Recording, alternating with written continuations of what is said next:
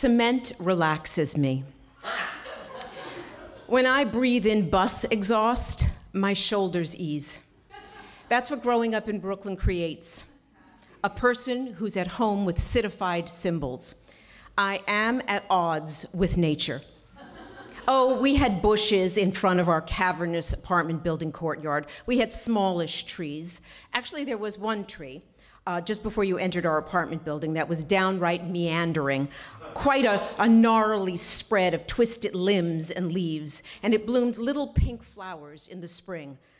But years later, when I graduated from college, I went to visit and the tree died. And then later, when I had children, I took my children there, and they paved what was the tree over with cement, covering any nature that existed in my childhood. When I saw the tree gone, I was disappointed. It was my only remembrance of having a connection with greenery on a day-to-day basis. But I scrutinized that cement that now replaced the wandering tree, and I spied a minute chink in the pavement, and in that crevice, a blade of weed pushed out, and I championed that blade. Funny that strong cement had cracked, just a semblance of sturdiness, just a facade of imperviousness. In the summers of my youth, my parents would drag my sister and I to a foreign land, an alien land called the Poconos.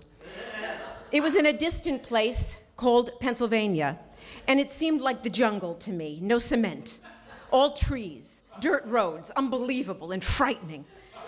Give me a good-sized roach on a slab of cement and I'll feel at home.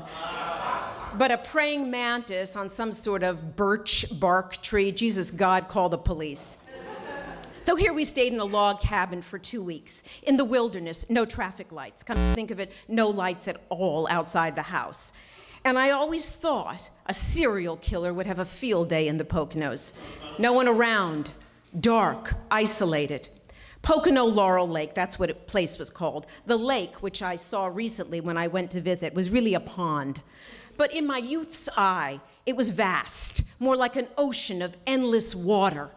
Frightening. What lived in that water? Snakes? Snapping turtles?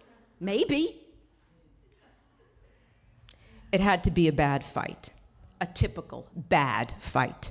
One of many in my family, a common occurrence. Fighting, yelling, screaming, all natural in a day. Vicious words, potent words, flung at me, at someone else, all common.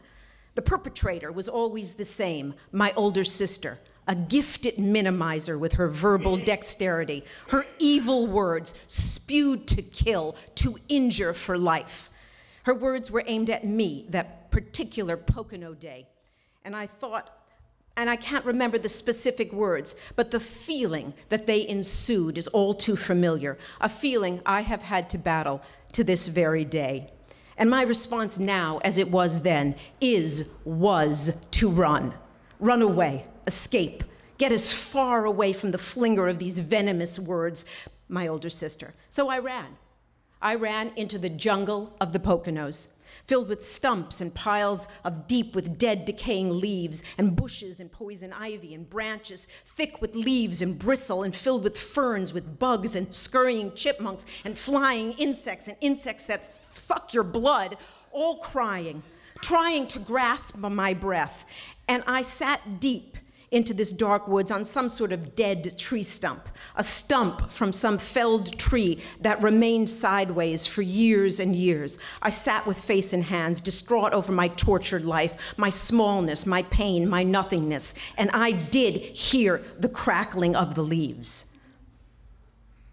But I was unconcerned, too overwhelmed with my misery and anguish. So what if a killer got me? My life was not worth living. Or maybe I thought it was the sounds of this bizarre otherworldliness place made. Common crackling sounds like car doors slamming or buses screeching brakes or the D train rushing by, sounds I knew so well in Flatbush, Brooklyn. But there were leaves crackling. No, nothing too loud, nothing too alarming. A quiet Son of Sam sound. My hands moved down my face, just covered my mouth, still immersed in my unfortunate, unlucky world and home life, slowly looking up, at first oddly unnoticed, part of the surroundings.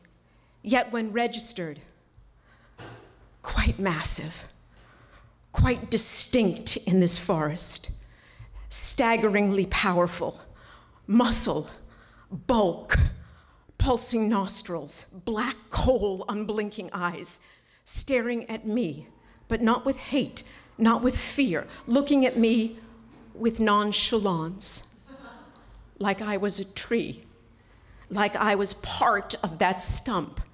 I was part of the forest, another living thing, just another living thing, nothing more, nothing less. And he looked at me, and when he had his fill, when I was part of the forest, when I was part of this nature, and him, with his antlers that loomed to the sky, the power, the power, the power.